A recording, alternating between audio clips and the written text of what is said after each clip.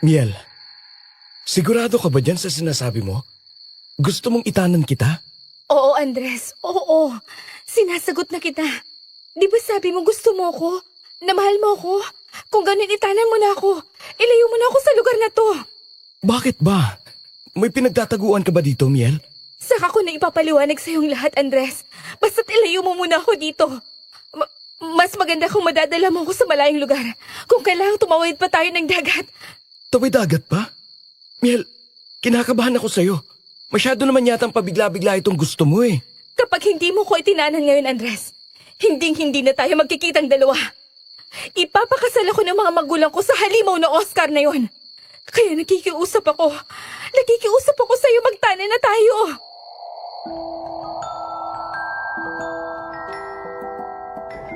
Naranasan niyo na bang magkagusto sa isang taong sa tingin mo ay mahirap abutin?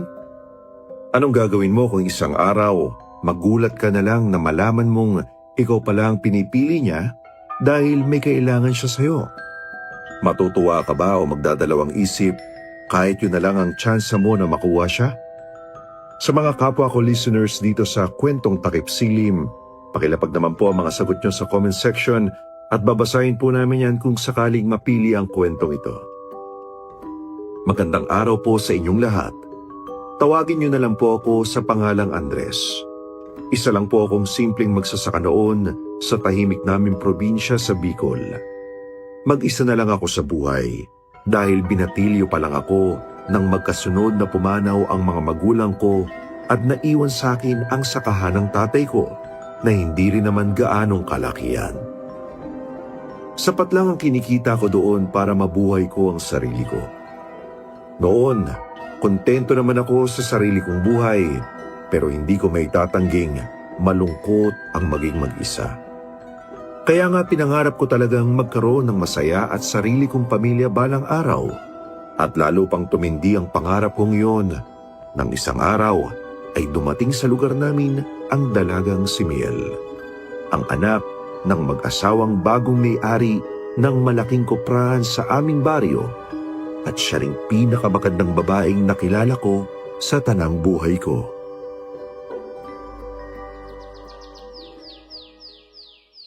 Hoy, Andres! Ay, Kalabaw, Jesus Mario Joseph, kayo lang pala mang iking. Bakit naman ho kayo nang gugulat? Pasensya na, ha? Pasensya na.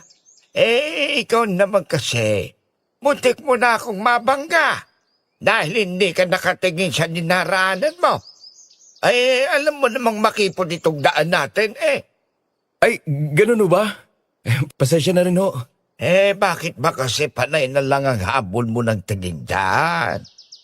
Ayaw mong lapitan. Aba, iho, hindi na uso ang patorpe-torpe ngayon. Ha? Mauunahan ka ng iba kung ganyan ka.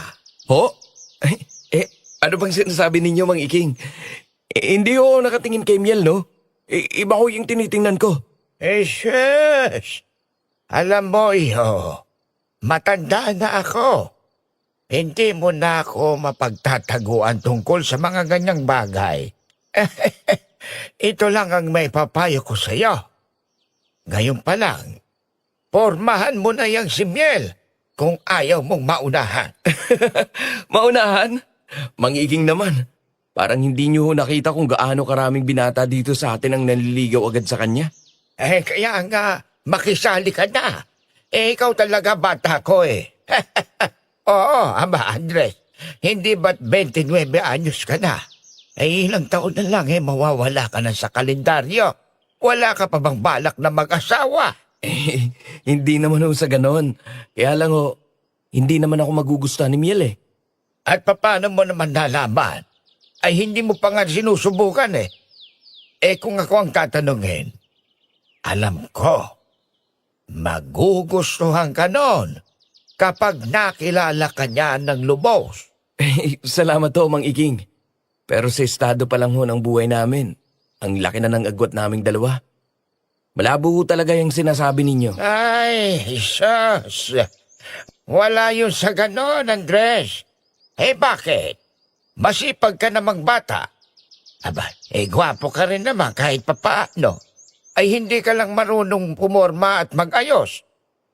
Higit sa lahat, mabait ka, magalang, gentleman. Ikaw nga ang pinakamatino sa lahat ng binata rito sa lugar natin. Masyado nyo naman ho akong pinupuri, Mang Iging. Eh, dahil yun ang totoo. Alam mo, Andres, bata ka pa lang nasusubaybayan ko na ang paglaki mo. Hanga nga ako sa'yo Kaya gusto kong mapabuti ka. Makinig ka sa akin. Kung matalinong babae ang si Miel, alam kong magugustuhan ka niya. Dahil sa angking ganda ni Miel, pati na rin sa maayos na estado sa buhay, hindi pa man sila nagtatagal noon sa lugar namin, ay dinagsa na siya ng maraming manliligaw. Talagang pinilahan siya ng mga kabinataan sa amin noon. Halos lahat naaakit sa ganda niya. At syempre, hindi rin ako nakaligtas doon. Aaminin kong malaki ang pagkakagusto ko kay Miel, pero takot akong sumubok na manligaw sa kanya. Dahil sa tingin ko, malabo namang sagutin niya ako. Pero dahil sa pag-uusap namin yun ni Mang Iking, nung isang beses na mahuli niya akong sinusundan ng tingin si Miel, parang kahit papano, bigla na lang nabuhayan ang loob ko. Naisip kong tama siya. Wala naman ka kung mawawala kung susubukan ko, hindi ba? Kaya naman simula noon, nagsimula na akong pumorma kay Miel. Naglakas akong lumapit at nakipagkilala sa kanya.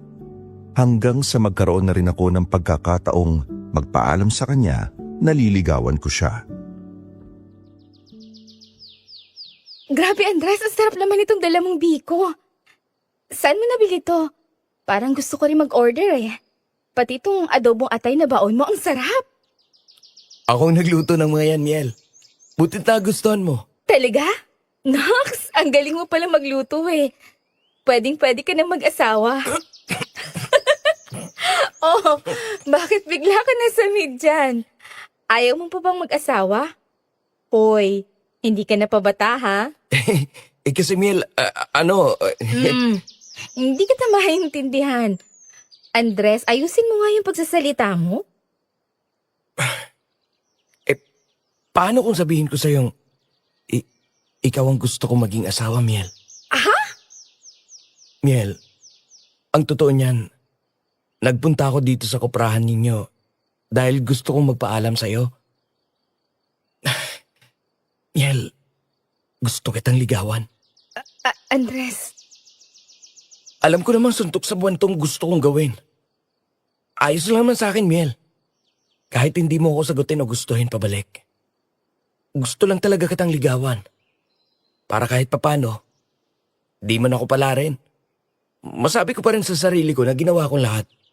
Nang sa ganun, wala rin akong pagsisihan balang araw. Andres, ang totoo. Miel, Oscar? kanina ka pa namin hinahanap ng mama mo Nandito ka lang pala. Kasama tong... Teka, sino ka nga ulit, pare? Andres. Ako si Andres, pare. Ganun ba? Ako naman si Oscar, nobyo ni Miel. Anong nobyong pinagsasabi mo dyan, Oscar? Magtigil ka nga. O bakit? Hanggang ngayon ba naman, nagpapaka-hard to get ka pa rin, Miel? Kinausap ka ng mama mo, hindi ba? Ipapakasal niya tayo sa isa't isa. Sa ayaw man o sa gusto nating pareho, kaya tanggapin mo na. Ah, talaga? Di kay mama ka magpakasal? Diyan ka na nga? Napailing na lang ako habang pinanonood kong mag-walkout noon si Miel. Ni hindi ko man lang nakuha ang sagot niya kung ayos lang ba sa kanyang manligaw ako. Pero kung sa bagay, pumayag man siya o hindi, manliligaw pa rin naman ako. Lalo na at dinig na dinig kong hindi naman pala niya gusto si Oscar, yung lalaking taga-kabilang bayan. Napilit nirereto sa kanya ng nanay niya. Naglakad na rin si Oscar noon para sundan si Miel. Pero bago siya tuluyang humakbang, ay hindi nakaligtas sa paningin kong nginisian niya pa ako. Napabuga na lang tuloy ako ng hangin. Dahil doon, nagpasya na rin akong umalis sa koprahan. Sa isip-isip ko noon, kung tinatangka niya akong bantaan, wala akong pakialam. May the best man win na lang. Ika nga nila, yun ang ginawa ko. Yun ang naging simula ng panliligaw ko kay Miel, na umabot din ng maraming buwan.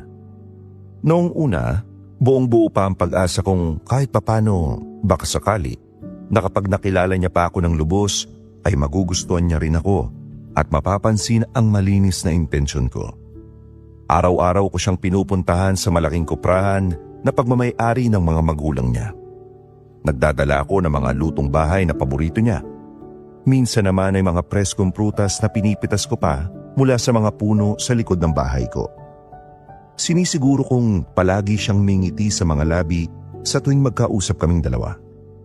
Pero habang tumatagal ang panliligaw ko sa kanya, napapansin kong para bang walang pinupuntahan ang lahat ng pagsisikap ko sa panliligaw. Palaging nariyan si Oscar. Palagi silang magkasama at madalas ay nakikita ko na lang si Miel na umiiwas sa akin kapag nakabantay ang lalaking yon. Unti-unti na rin akong nawala ng pag-asa sa kanya. Naisip ko na baka hanggang doon na lang talaga ang papel ko sa buhay ni Miel. Ayos lang din naman sa akin, sabi ko nun sa sarili ko. At least, ginawa ko ang lahat ng makakaya ko at hindi na ako magkakaroon pa ng pagsisisi sa huli. Tanggap ko na sana na matatalo na ako sa laban at kailangan ko nang mag-move on.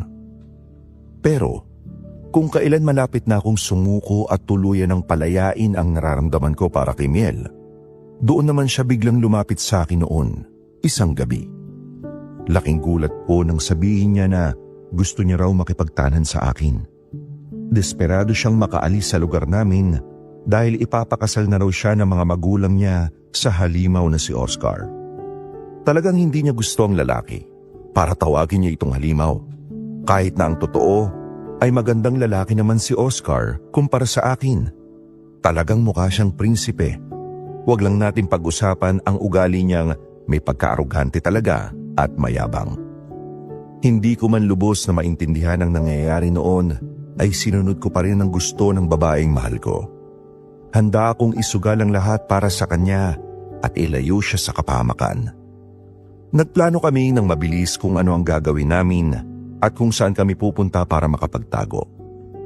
Napagdesisyonan namin na kailangan na naming umalis kinabukasan din. Pero dahil isa lamang akong simpleng magsasaka, wala akong sapat na ipon para tustusan ang pagtakas naming dalawa. Kaya naman, mabigat man sa loob ko, naisip kong ibenta ang kaisa-isang ari-ariang napundar ng aking mga magulang. Ibinenta ko kay Mang Iking ang maliit kong sakahan para may magamit kaming perang panimula ni Miel sa bagong buhay namin. Mang Iking, sigurado na po ako sa naging desisyon ko ngayon. Ibinibenta ko na po sa inyo itong kaisa-isang sakahang iniwan ng tatay ko para sa akin. Alam ko pong masyadong biglaan ang paglapit ko sa inyo, pero kailangan ko lang po talaga ng malaking halaga ng pera ngayon din para sa isang napaka-importanting lakad. Ay, teka muna, Andres. Ay, huminga ka muna ng malalim. Sigurado ka ba talaga dyan sa sinasabi mong yan? Eh, pamana sa iyo ng mga magulang mo ang lupang ito bago sila pumanaw. Sila ang naghirap para bungkalin at pagyamanin yan. May sayang naman kung ibibenta mo lang ng ganito kababa at mawawalan ka ng sariling hanap buhay dito sa probinsya natin. Opo, Mang Iking. Sigurado na po talaga ako sa gagawin ko.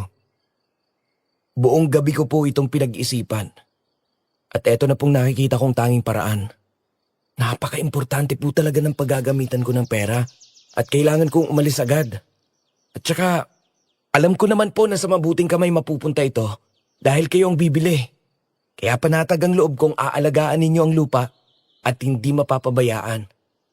Hindi tulad kapag sa ibang tao ko pa itong binenta. Sabihin mo nga sa akin. Dahil ba ito kay Miel, ha, Andres? Balita ko kasi sa buong bayan dyan ikakasal na raw siya sa ibang lalaki sa mga susunod na araw dahil sa kasunduan ng kanyang pamilya. Huwag mong sabihin may bala kayong gawin ng dalagang yaw. Abay mapapahamak lang kayong dalawa kapag gumawa kayo ng hakbang na labag sa gusto ng kanyang mga magulang. Alam mo namang maimpluwensya rin ang pamilya ng karibal mo, iho. Wala na po tayong magagawa doon, Mang Iging. Mahal na mahal ko po si Miel eh. At nangako ako sa kanya na ilalayo ko siya sa lalaking hindi naman niya gusto. Hindi ko po kaya makita siyang umiiyak at nagdurusa sa piling ni Oscar. Kaya ako na pong gagawa ng paraan para mailigtas siya. Kaya sana po, tulungan niyo na ako. Bilhin niyo na po ang sakahan. Kahit na medyo mababa ang presyo, basta makuha ko lang po ang halaga ngayon mismo para makapaganda na kami sa pag-alis namin. Ay, naiintindihan kita, Andres. Kilala kita mula pa noong bata ka. At alam kong malinis ang intensyon mo palagi. Kung yan talaga ang gusto mo, at buo na ang pasya mo para sa pag-ibig, ay sige. Halika, kunin natin sa bahay ko ang pera at ibibigay ko sa iyo ang nararapat na halaga para hindi ka naman malugi sa naging bentahan natin. Pero mag-iingat ka lang sana kung saan ka man mapunta kasama ang nobya mo. Halagaan mo siya ng mabuti at mabuhay kayo ng matiwasay, ha? Maraming salamat po talaga, Mang Iging.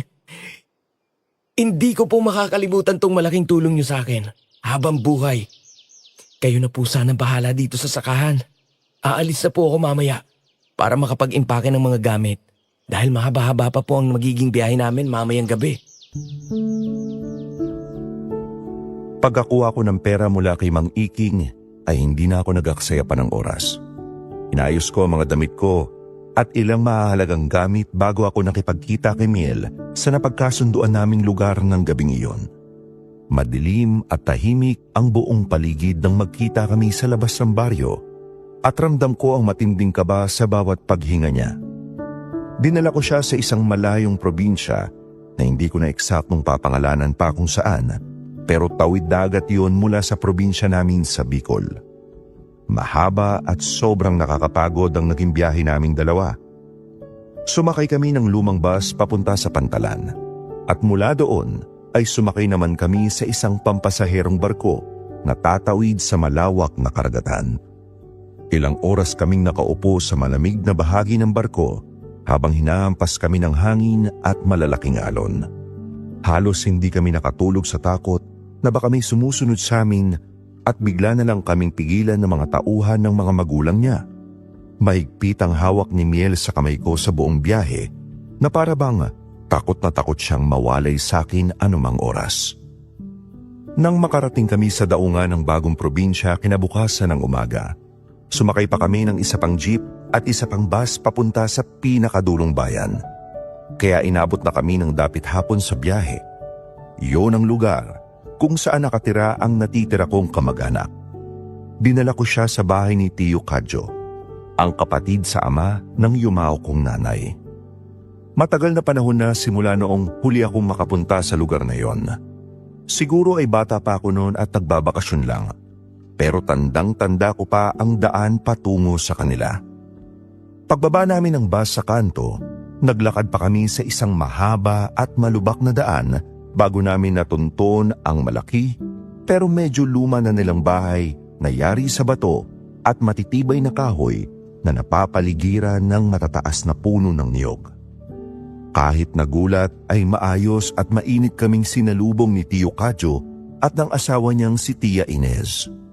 Binuksan nila ang malaking pinto ng bahay at pinapasok kami ng walang pag-aalinlangan. Abay, hindi ako makapaniwalang mapapadalaw ka dito sa probinsya namin, Andres. Ang tagal na nating hindi nagkita simula nang ilibing ang nanay mo noon sa Bicol, ah. Ang tangkad mo na. Nakakatuwang makita ka uli. Pero sino naman tong napakagandang dalagang kasama mo dito? At halatang pagod na pagod kayo sa biyahe, iho. Mano po, Tio Kadyo, Tia Ines. Pasensya na po kung nabigla kayo sa pagdating namin nang wala man lang pasabi. Siya nga po pala si Miel, ang nobya ko po. At kung papala rin ay mapapangasawa ko na rin po. Kaawaan ka ng Diyos, Andres. Aba, napakaganda naman talaga ng nobya mo. Mukhang galing sa isang magandang pamilya. Halina kayo at maupo muna kayo dito sa bangko. Kukuha lang ako ng malamig na tubig at maghahanda ng kaunting makakain sa kusina para naman mapawi ang pagod ninyo sa mahabang biyahe kahit papano. Magandang hapon po sa inyo, Tio Kadyo, Tia Ines. Maraming salamat po sa mabuti niyong pagpapatuloy sa amin dito sa bahay niyo. Kahit na masyadong biglaan ang pagdating namin ngayon. Walang anuman yun, Iha. Bahay rin ito ng pamangking ko. Kaya bukas palagi ang pintuan namin para sa inyo. Pero teka muna, Andres. Bakit parang balisa kayong dalawa? May dala kayong maraming bagahe. May problema ba sa pinanggalingan nyo sa probinsya nyo? At kinailangan nyong lumayo ng ganito? Yun nga po sanang ipapaliwanag ko sa inyo, Tio Kadyo. Ang totoo po niyan, itinanan ko po si Miel kagabi. Ipapakasal po kasi siya sa ibang lalaki ng nanay niya dahil sa usaping negosyo. Kaya kinailangan ko po siyang ilayo doon bago pa mahuli ang lahat.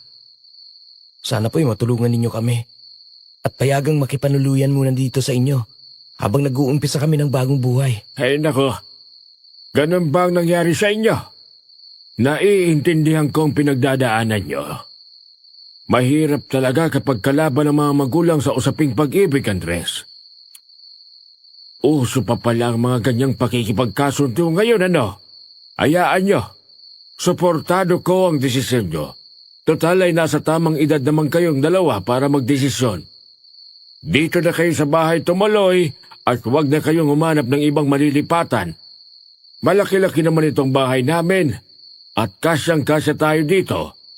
Lalo na't alam mo namang wala kaming naging anak ng Tia Ines mo para punuin ang mga kwarto dito. Maraming salamat po talaga, Tio Kadyo, Tia Ines. Hulog po kayo ng langit sa amin ni Miel. Hindi ko po alam kung saan kami pupulutin at kung saan kami magtatago kung hindi nyo kami tinanggap dito sa inyo. Ikaw naman, iho.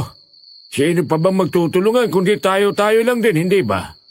Kapatid kong nanay mo, kahit pa sabihin mong hindi naman iisang inang nagluwal sa amin, hindi ba nga at noon pa kita inaalok na sumama na lang sa akin? Ikaw lang ang may ayaw, kasi ayaw mo kamong iwanan yung sakahan ng tatay mo. Napakalaking tinik ang nabunot sa dibdib ko dahil sa naging tugon ni Tio Kadyo sa akin. Laking pasasalamat ko dahil bukas palad kaming tinanggap nilang mag-asawa ng walang panghusga. Akala ko kasi noong una ay papagalitan nila ako, sisermonan o baka tuluyan pang paalisin at ibalik sa Bicol dahil sa pagdadala ko ng napakalaking problema sa kanilang tahimik na tahanan. Pero napakabait at napakamaunawain nila sa aming dalawa ni Miel. Nakita ko ring medyo nakahinga ng maluwag si Miel sa tabi ko. Inilapag ko ang mga bitbit naming gamit sa isang tabi at naupo kaming dalawa sa lumang sofa na gawa sa matibay na kahoy na nara. Malamig ang hanging pumapasok mula sa malalaking kapis na bintana ng bahay. Punong-puno ng mga antigong kagamitan at mga imahe ng santo ang paligid na nagbibigay ng kakaibang katahimikan sa buong kabahayan. Nasa ganun kaming tahimik at maayos na pag-uusap. Umiinom kami ng malamig na tubig na ibinigay ni Tia Ines habang tinatanong kami ni Tio Kadyo tungkol sa naging biyahe namin, nang bigla na lang magbago ang ihip ng hangin. Mabilis na napatayo si Tio Kadyo mula sa kanyang kinauupuan sa katapat naming bangko. Nanlaki ang mga mata niya at napahawak siya ng napakahigpit sa kanyang dibdib na para bang may bigla na lang siyang naramdaman doon. Kinabahan ako ng sobra ng mga sandaling yon. Akmang lalapitan ko na sana siya para alalayan, pero laking gulat ko nang may bagay siyang mabilis na hinugot mula sa ilalim ng kanyang lumang kamiseta. Isa yung maliit na botelya na nakakwintas sa kanya, gamit ang isang itim na tali. Malinaw na malinaw sa mga mata ko na ang lamang langis ng botelyang yon ay parang kumukulo sa sobrang init. Nagkakaroon yon ng mga bula at mabilis na umaangat kahit wala namang apoy o dahilan para uminit yon. Ines! Ines! Bilisan mo ang kilos mo. Isara mo ang lahat ng mga bintana. Pati na rin ang mga pinto sa kusina at sa sala ngayon din. Ay, Diyos kong mahal na Birhen. Kumukulo na naman ba ang hintura mo, Kadyo? Nandiyan na naman ba sila at umaali-aligid para maghanap ng mabibiktima? Tiyo Kadyo, ano po bang nangyayari sa inyo? Ano po ba yung langis na hawak-hawak ninyo? Bakit po kumukulo? Ang hinturang ito, Andres, ay hindi basta-bastang langis lang. Isa itong sagradong langis na may kasamang malakas na orasyon. Ipinamana pa ito sa akin. Kumukulo ito ng kusa kapag may aswang sa paligid. Aswang po? Oo, iho. Aswang. May mga nabubuhay pa palang ganyan sa panahon ngayon? Andres, Natatakot ka ba, Miel? Ang higpit ng hawak mo. Huwag kayong mag-alala o matakot. Nandito kayo sa pamamahay ko. Kaya makakasiguro kayong ligtas kayo sa anumang kapahamakhang dala ng mga nilalang na yon. Halos mangilabot ako at tumayo ang mga balahibo ko sa batok sa narinig kong yun mula kay Tio Kadyo. Kahit si Miel ay napasinghap at napahawak ng mahigpit sa braso ko, na halos ibaon na niya ang kanyang mga kuko sa balat ko. Damang-dama ko ang matinding panginginig ng mga kamay niya sa sobrang takot. Tumingin ako sa paligid, sa mga nakasarang bintana at pinto, at nakiramdam kung may maririnig akong kaluskos o kakaibang tunog mula sa bubungan. Mukhang natakot yata ng gusto si Miel sa sinabi ni Tio Kadyo, pero sa halip na mataranta, tumawa lang ng bahagya si Tio Kadyo habang tinititigan ang kumukulong langis sa kanyang kamay. Doon niya sinabi at ipinaliwanag sa amin na isa pala siyang albularyo sa lugar na yon, bagamat nagsisimula pa lang daw siya sa gawaing ito at aminado siyang hindi pa siya kasing galing ng kanyang matandang lolo. Kakapasa pa lang daw kasi ng lolo niya sa kanya ng tungkulin nito sa pagiging albularyo bago ito pumanaw dahil sa sobrang katandaan noon lang nakaraang buwan. Kahit na gano'n ang sitwasyon at bago pa lang siya sa posisyon, ipinagmamalaki at sinabi naman ni Tio Kadyo na alam daw niya kung ano ang mga mabibisang pangontra at kung paano ang tamang pagpatay sa isang aswang. Ipinakita niya sa amin ang iba't ibang anting-anting, mga dasal na nakasulat sa maliliit na papel at mga pinatuyong halaman na nakasabit sa dingding ng bahay nila na ginagamit daw niya para itabo ang masasamang elemento sa kanilang baryo. Siyempre, gulat na gulat ako sa mga nalaman ko mula sa kanya. Napakaraming katanungan ang pumasok sa isip ko noong mga sandaling yon. Bakit ka ako may aswang sa lugar nila? Nakakapagtaka na may aswang pa pala sa panahon ngayon kung saan may kuryente na at modernong kagamitan na ang mga tao. Sabi naman ni Tio Kadyo, oo, totoo daw na meron pa. Dahil hindi naman daw nawala o tuluyang naglaho ang mga nilalang na ito sa mundo gaya ng inaakala ng karamihan. Madalas, nagtatago na lang sila ngayon at bihirang lumabas o makisalamuha sa mga normal na tao sa araw-araw. Hindi po talaga ako makapaniwala sa mga kinukwento ninyo, Tio Kadyo. Bakit po may aswang dito sa lugar ninyo? Akala ko po talaga sa mga pelikula at sa mga kwentong bayan lang pinag-uusapan ang mga ganyan sa panahon natin ngayon. Dahil gawa-gawa lang daw yon ng mga ninuno natin para manakot. Ganyan naman talaga ang sinasabi ng mga nasa posisyon para hindi natin malaman ang totoo sa paligid natin, Andres. Huwag ka nang magtaka. Ang mahalaga ngayon ay alam mong talagang totoo sila. Pero bakit po bigla yata silang nagpaparamdam ngayon sa paligid ng bahay ninyo? Kung nagtatago na po sila at hindi gaanong nakikisama sa mga normal na tao. Ganun talaga dito sa lugar namin, Andres. Tuwing sasapit ang panahon ng Kwaresma, nagiging napaka-aktibo nila. Kasi yun lang ang panahong lumalabas talaga ang mga aswang sa buong probinsya para maghanap ng maraming mga bibiktimahin at makakain. Grabe po palang nangyayari dito. Bakit tuwing Kwaresma lang po nila naisipang gumawa ng ganitong pag-atake, Tio Kadyo? Sa panahon kasing ito lang talagang kumakain ng tao ang mga aswang na nandito. Yun ang pabuya nila sa sarili nila. Para sa isang buong taong pagtitiis na puro karne at lamang loob lang ng mga hayop na katulad ng baboy at manok ang kinakain nila. Kinagawa raw yun ng mga aswang para hindi sila madaling mahuli o makilala ng mga tao sa komunidad bilang mga halimaw. Bukod doon, lumalakas daw kasi ang mga aswang kapag kumakain lang sila ng sariwang tao sa mismong panahon ng Kwaresma. Teka, Miel? Ayos ka lang ba? Parang namumutla ka yata. Ano kasi, Andres? Sumama kasi bigla ang pakiramdam ko. At parang nahihilo ako sa mga naririnig kong kwentuhan nyo. O baka napagod lang din ako sa biyahe. Pasensya na. Nako, kawawa naman ang batang ito. Talatang pagod na pagod pa sa malayong ibiniyahe ninyo. Namumutla ka na nga, iha. Ang mabuti pa hali kayo dito, Andres. Ituturo ko na sa inyo magiging kwarto ninyo para makapagpahinga na kayo ng maayos at makatulog ng mahaba. At saka na uli kayo magkwentuhan ng tiyo mo, ha? Sige po, Tia Ines. Susunod na po kami sa inyo, paakyat. Maraming salamat po ulit sa lahat ng tulong ninyo at sa pagpapaliwanag. Tara na, Miel. Alalayan na kita. Papasok sa kwarto natin. Sa mga naging paliwanag at sinabi ni Tio Kadyo, kahit papano ay nakampante naman ang loob ko at nawala ang matinding kabako sa dibdib. Ligtas kami sa bahay na yon dahil nga marunong naman pala si Tio Kadyo pagdating sa paglaban at pagtataboy sa mga aswang na umaligid sa paligid. Ganon din sana ang inaasahan kong mararamdaman ni Miel, pero iba ang naging reaksyon niya. Napansin kong simula nang dumating kami kina Tio Kadyo at napag-usapan namin ang malalim na detalye tungkol sa aswang, naging sobrang tahimik na niya at halos hindi na nagsasalita.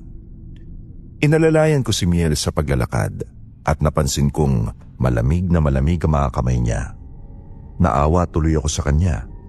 Hinayaan ko na lang muna siyang magpahinga sa malambot na kama. Sa mga sumunod na araw ng pananatili namin ni Miel kina Tio Kadyo, doon ko mas napansin ang naging sitwasyon ng baryo nila. Halos araw-araw ay ganoon ang nakikita naming dalawa sa baryo. Kapag may araw pa at maliwanag ang paligid, abalang-abala mga taga-baryo sa kanika nila mga gawain. Makikita mo silang mabilis na naglalakad sa kalsada, nag-iigib, nagsisibak ng kahoy, nagmamadaling mamili sa palengke, at pilit na tinatapos ang mga gawaing bahay. Pero kapag palubog na ang araw at magsisimula ng kumagat ang dilim, bigla na lang naglalaho ang mga tao sa labas. Nakapagsara na silang lahat ng mga bintana at pinto at nananatili na lang sa loob ng kanika nilang mga tahanan. Wala ka nang makikitang pakalat-kalat sa kalsada. Kahit pa mga alagang aso o pusa ay ipinapasok nila sa loob ng bakuran para walang maiwan sa labas. Nakakapanibago ang ganitong klaseng buhay, lalo na para sa akin na sanay sa lugar namin kung saan kahit gabi na ay may mga nagiinuman pa sa labas o nagkukwentuhan ng mga kapitbahay sa harap ng mga tindahan. Dito kina Tio Kadyo, kapag sumapit na ang ika-6 ng gabi, parang nagiging sementeryo ang buong paligid sa sobrang tahimik dahil wala nang kahit na sinong nagtatangkang lumabas. Tio Kadyo, napapansin ko lang po, masyadong nagmamadali ang mga tao dito sa inyo. Ang aga pa naman po, pero nagsasara na yung tindahan dyan sa kanto natin. Pati yung mga naglalarong bata kanina sa tapat, pilit na pinauwi agad ng mga nanay nila at isinara agad ang mga gate nila. Ganyan talaga ang buhay dito. Kapag panahon ng Kwaresma, Andres, hindi na bago sa amin ang ganitong tanawin taon-taon. Alam ng lahat na kapag nag-agaw na ang liwanag at dilim, nagsisimula na ring magsilabasa ng mga hindi dapat makita. Nakakatakot din po palang mamuhay dito. Ibig sabihin po ba niyan? Wala talagang lumalabas sa gabi? Kahit na may emergency o kailangang bilhin kahit ano, gaya ng gamot. May mga lumalabas din naman kung talagang kailangan o usapin ang buhay at kamatayan. Pero hindi sila naglalakad ng mag-isa. Palaging may kasama at palaging may mga dalang pangontra. Kung wala kang dalang bawang, asin o anumang proteksyon, para mo na ring inialay ang sarili mo sa mga aswang na nag-aabang sa madilim na bahagi ng mga daraanan dito. Paano naman po yung mga naghahanap buhay sana sa gabi? Yung mga mangingisda po na kailangang pumalaot o mga nagtitinda ng balot sa kalsada? Tigil muna sila sa hanap buhay sa mga ganitong araw. Mas mahalagang buhay kaysa sa kikitain mong pera. Isa pa, wala rin namang bibili sa kanila dahil lahat ay nakakulong na sa loob ng bahay. Siguraduhin mo lang na nakasarap palagi ang bintana ninyo ni Miel sa kwarto bago tayo matulog, ha? Opo, Chukadyo. Sinisiguro ko po na nakakandado ang bintana namin bago pa magdilim. Hindi ko rin po hahayaang mapahamak si Miel habang nandito kami sa inyo. Kadyo, pumasok na kayo dito sa loob ni Andres. Lalamig na itong inihain kong hapunan natin sa lamesa. Tawagin mo na rin si Miel sa taas para makasabay na natin siyang kumain. Pinuntahan ko si Miel sa kwarto namin para tawagin siyang kumain ng hapunan sa ibaba. Tahimik lang kaming kumain noong gabing yun at napansin kong mukhang malalim pa rin ang iniisip niya kaya panay ang tingin niya sa malayo. Hindi na ako masyadong nagtanong o nangulit pa para hindi na siya ma-stress sa nararamdaman niya. Nang matapos kaming kumain, nagligpit na ako ng mga pinagkainan at tinulungan ko si Tia Ines na maghugas ng mga plato at kaldero sa lababo. Si Tio Kadyo naman ay naupo sa sala at inaayos ang maliliit na bote ng langis at mga nakabigkis na dahon at ugat na ginagamit niyang pangontra. Maya-maya pa, nakarinig kami ng sunod-sunod na katok mula sa pintuan sa harap. Napatingin kaming lahat doon dahil gabi na para may bumisita pa. Lumapit si Tio Kadyo at maingat na sumilip muna sa maliit na siwang ng bintana bago niya tuluyang binuksan ang pinto. Nakita namin ang isang matipunong lalaki na may dalang mahabang itak at may hawak na flashlight. May kasama pa siyang 2 lalaki sa likuran niya na may bitbit na mga mahabang sibat. Kapitan Hector, kayo pala. Napadaan kayo ng ganitong oras dito sa bahay namin. Tuloy muna kayo at maupo dito sa sala. Pasensya na sa panggagambala ko sa inyo ngayong gabi, Kadyo. Nagpapahinga na siguro kayo ng pamilya mo. At nakakaabala pa kami ng mga tanod sa inyo. Lalo na't may mga bisita pa pala kayo ngayon. Pamangkin ko itong si Andres. Galing pa sa probinsya namin sa Bicol. Kasama niya ang mapapakasawa niyang si Miel. Nandito sila para magbakasyon muna at umiwas sa gulo doon sa kanila. Ano bang maipaglilingkod ko sa inyo ngayong gabi, Kapitan? Ganun pa. Asa nga pala, pumunta ako dito para magtanong kung meron ka pa bang mga natitirang pangontrang pwedeng ibenta sa amin laban sa mga aswang na umaaligid dito sa atin. Gusto ko sanang bumili para madagdagan itong mga dala namin sa paglilibot. Meron pa naman ako dito, Kapitan. Kakatapos ko lang ding ayusin itong mga langis na may orasyon at yung mga pinatuyong buntot ng pagi. Bakit? Naubusan na ba yung mga kasama nating tanod sa pagruronda? Hindi naman sa nauubusan. Ang totoo niya, Kadyo, napansin namin ng mga tanod na parang mas nagiging agresibo na ang mga aswang ngayon kumpara noong mga nakaraang linggo. Kagabi lang, may muntik na silang makuhang bata sa kabilang kanto. Mabuti na lang at mabilis na nakasigawang may-ari ng bahay. Kaya nakatakbo agad kami papunta doon bago pa man maging huli ang lahat. Ganun po ba kalala ang sitwasyon dito ngayon? Kapitan Hector? Nakakapasok po ba sila sa loob mismo ng mga bahay ng mga tao para mang-atake? Oo, iyo. Sinisira nila ang mga bubong na gawa sa nipa o yelo. Minsan naman ay ginagasgas nila ang mga pader hanggang sa makahanap sila ng butas na pwedeng pasukan. Napansin din namin na parang mas naging malalakas din sila ngayon. Hindi na sila basta-basta natatakot sa mga simpleng ilaw o sa dami naming nagro-ronda sa iisang lugar. Kaya pala kanina pa hindi mapakalitong hinturang nakasabit sa leeg ko, Kapitan. Nararamdaman kong marami silang paghala-gala ngayon dito sa baryo natin. Heto ang 3 bote ng lakis. Ipahid niyo yan sa mga armas niyo bago kayo magpatuloy sa pagroronda para masigurong masusugatan sila kapag tinamaan niyo sila mamaya. Maraming salamat dito, Kadyo. Heto ang bayad para sa mga bote ng langis. Malaking tulong ito para sa kaligtasan naming mga nagbabantay sa buong baryo. Mag-iingat kayo dito sa bahay ninyo at siguraduhin ninyong nakasara lahat ng mga pwedeng daanan o lusutan ng mga aswang bago kayo matulog. Salamat din, Kapitan. Makakaasa kayo na mahigpit ang mga kandado namin. Kayo rin, mag-iingat kayo sa paglilibot nyo sa mga kalye natin. Huwag kayong maghiwa-hiwalay ng mga kasama mo at mahirap na kapag naisahan kayo. Sige, maiwan na namin kayo. Magbabatuloy pa kami sa pagrurunda at kailangan pa naming puntahan ang mga dulo nitong baryo natin bago maghating gabi. Magandang gabi sa inyo at magpahinga na kayo.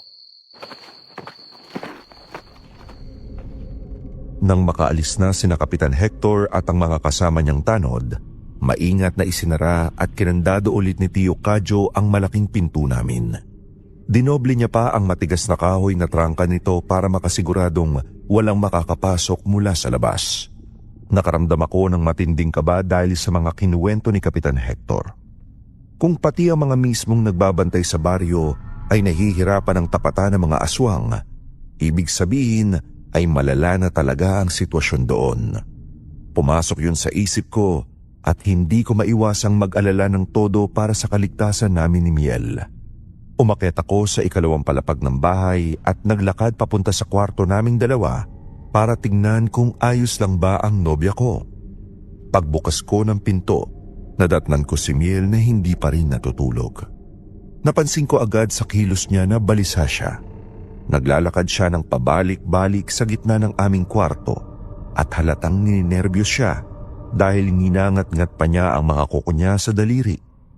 Hindi niya napansin ang pagpasok ko hanggang sa tuluyan ko nang isinara ang pinto at lumapit ako ng dahan-dahan sa kanya.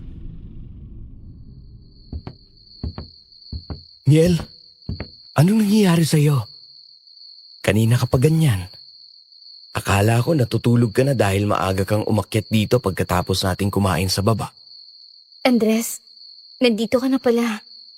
Hindi kasi ako makatulog eh. Kanina pa ako paikot-ikot dito at hindi ko na alam ang gagawin ko sa sarili ko. Bakit ka naman hindi mapakali ng ganyan? May masakit ba sa katawan mo? O baka natatakot ka pa rin sa mga kinikwento ni na Tio Kadyo tungkol sa mga aswang sa labas? Ligtas tayo dito sa loob ng bahay nila. Siniguro na ni Tio Kadyo yan sa atin. Kaya wala kang dapat na ipag-alala. Hindi yun, Andres. Hindi yun. Ano ba yun? Sabihin mo sa akin para matulungan kita at nang gumaan na kahit papano yung pakiramdam mo. Andres, pakasalan mo na ako. Gusto ko na magpakasal tayo sa lalong madaling panahon. Kung pwede nga, bukas sa bukas din ay makasala tayong dalawa dito. Ano? Teka, Miel. Ang bilis naman yata ng mga nangyayari.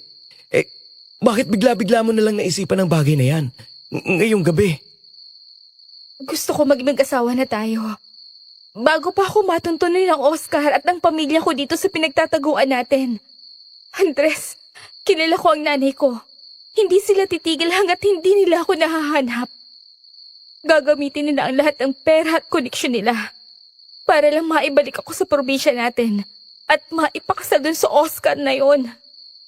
Miel, masyado tayong malayo sa probinsya natin. Tumawid pa tayo ng dagat. At napakaliblib ng lugar na ito para marating nila. Imposibleng mahanap nila tayo dito ng ganon kabilis. Hindi mo kilala ang impluwensya nila at ang kaya nilang gawin, Andres. Pakiusap. Gawin na natin to. Kapag kasal na tayo, wala na silang magagawa sa akin. Hindi na nila ako pwedeng ipilit kay Oscar. Kaya pakiusap. Pakasalay mo na ako bago pa mahuli ang lahat. Sige, kung yan ang gusto mo at kung yan ang makakapagpakalma sa'yo, sige. Nangangako ako sa'yo na pakakasal agad tayo sa lalong madaling panahon. Aayusin ko lang lahat ng kailangan natin para dito. Nakita ko kung paano biglang nagbago ang reaksyon sa mukha ni Miel pagkatapos kong sabihin na pumapayag na akong magpakasal kami. Nakahinga siya ng maluwag at mabilis niya akong niyakap ng napakahigpit. Nawala ang panginginig ng kanyang katawan at naging panatag na ang kanyang itsura. Masaya rin naman ako dahil ito rin naman ang pinapangarap ko. Ang maging asawa ang babaeng pinakamamahal ko.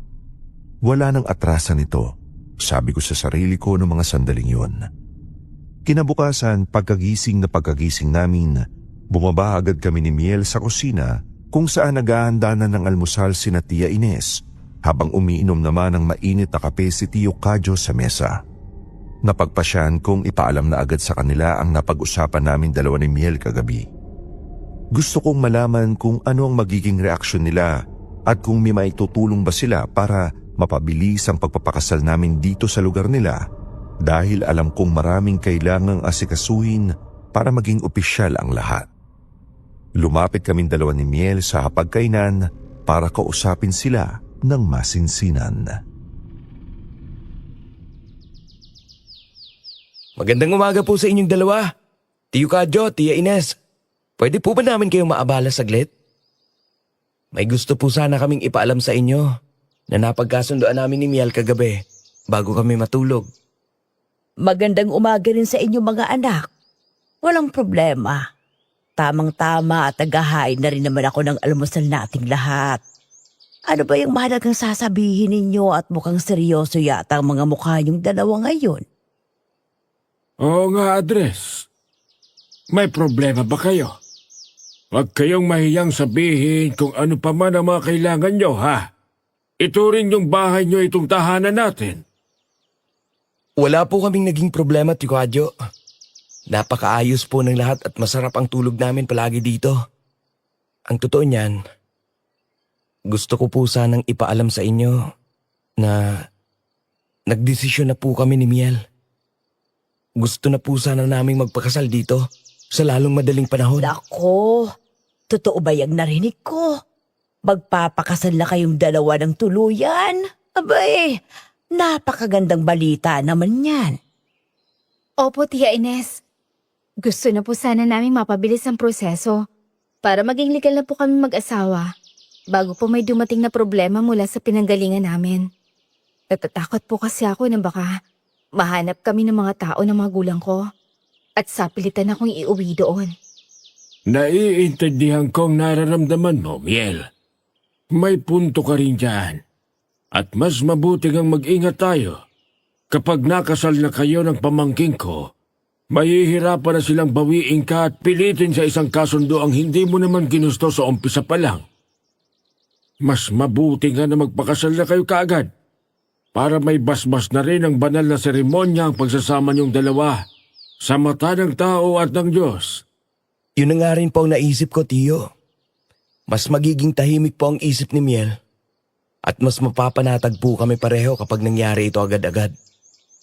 Ang problema po, hindi ko alam kung paano kami magsisimula dito dahil hindi po ako pamilyar sa mga taong lalapitan sa bayan ninyo dito.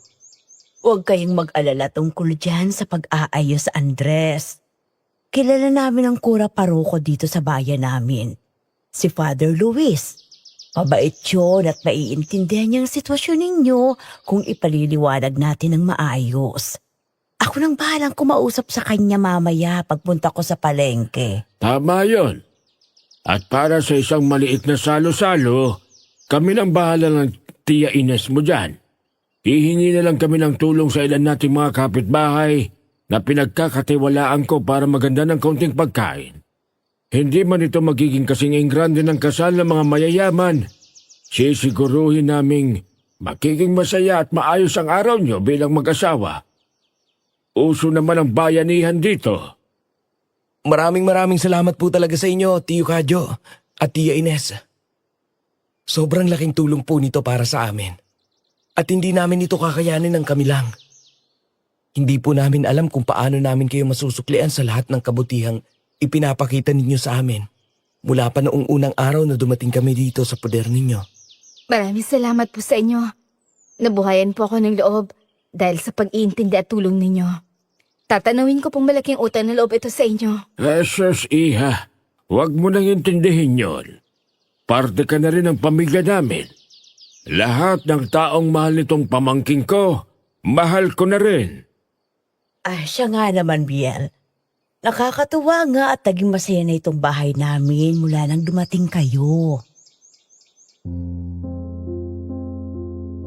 Sobrang gaan ang pakiramdam ko pagkatapos naming makausap sina Tio Kadyo at Tia Ines sa kusina.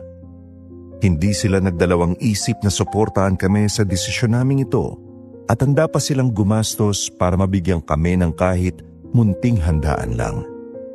Agad din namang kumilos si Tia Ines.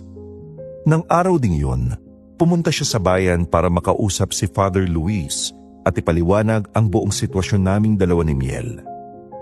Ayon sa kanya, pagbalik niya mula sa palengke, pumayag naman daw ang pare na ikasal kami sa susunod na araw dahil na rin sa matinding pakiusap ni Tia Ines at sa pagpapaliwanag na kailangan namin ng proteksyon at basbas bago pa mangyari ang mga hindi inaasahang gulo mula sa pamilya ni Miel.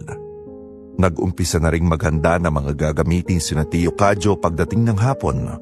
Nagpalinis siya ng malaking espasyo sa likod ng bahay nila para doon daw naming ilalagay ang mahabang mesa at doon kami magsasalo-salo pagkatapos ng seremonya. Kahit na madali ang desisyon nito at wala kami gaanong pera, pinilit nilang maging espesyal ang araw na yon para sa aming dalawa. Si Miel naman ay halatang mas naging kalmado na kumpara noong nakaraang gabi. Madalas ko siyang nakikitang nakangiti habang tumutulong kay Tia Ines sa paglilinis ng mga gagamitin sa bahay. Noon ko lang din siya nakitang masayang-masaya. Dahil doon, kahit papaano, napawi na sa isip ko yung pagdududang meron ako. Simula pa lang nang sabihin sa akin ni Miel na gusto niyang makipagtanan sa akin. Hindi ko lang sinasabi sa kanya pero ang totoo kasi niyan, may duda ako noon na baka ginagamit niya lang ako para makatakas siya sa pamilya niya at kay Oscar, kahit na hindi naman talaga niya ako mahal. Alam kong maling pag-isipan ko si Miel, pero sa sobrang bilis kasi ng mga naging pangyayari, sino ba na bang hindi magkakaroon ng duda, hindi ba?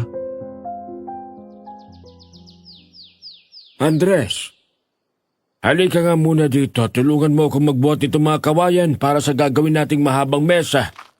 Dito natin ihahain ang mga pagkain sa susunod na araw para sa mga tutulong sa atin. Sige po, Tio. Ang dami po nating gagawin. Baka mapagod kayo ng gusto dyan at sumama pa ang pakiramdam ninyo. Ako na pong gagawa ng mabibigat na trabaho. Ituro nyo na lang po sa akin kung anong gagawin ko. Eh nako, kaya ko pa naman ito, Andres. Masaya nga ako na sa wakas ay makikita kong magkaasawa na rin ang nag-iisa kong pamangkin. Sayang nga lang at wala ng nanay mo para makita ang araw na yon. Pero alam kong masaya yon para sa'yo kung nasaan man siya ngayon. Maraming salamat po talaga, Tio. Kayo na po ang tumayong pangalawang magulang ko dito.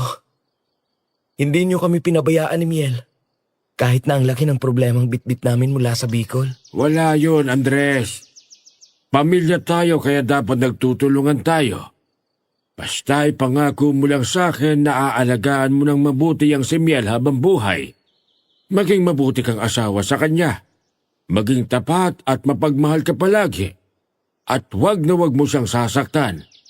Abay kung may isa akong may pagmamalaki dyan sa tiyahin mo, eh yun ang pagiging loyal ko. Kahit kailan, hindi ko niloko yan. Dahil mahal na mahal ko siya.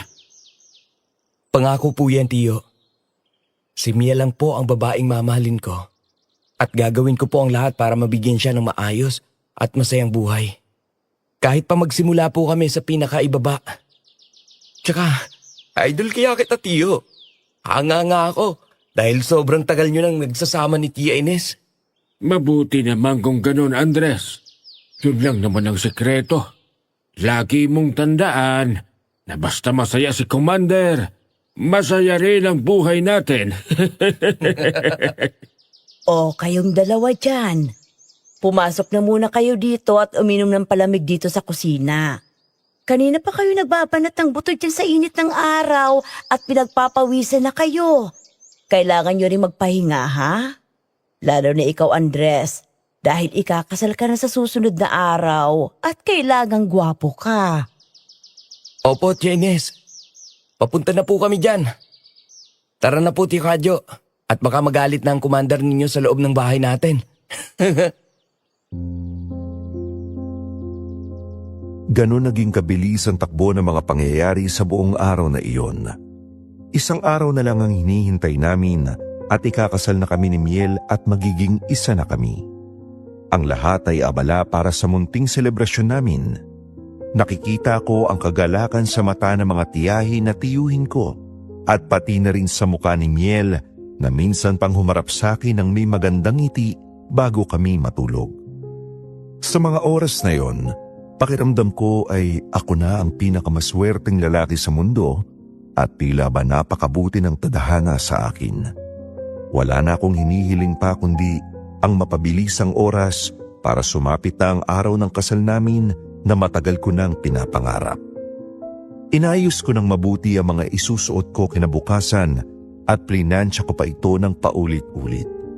Isang simpleng puting polo at itim na pantalon lang ang gagamitin ko.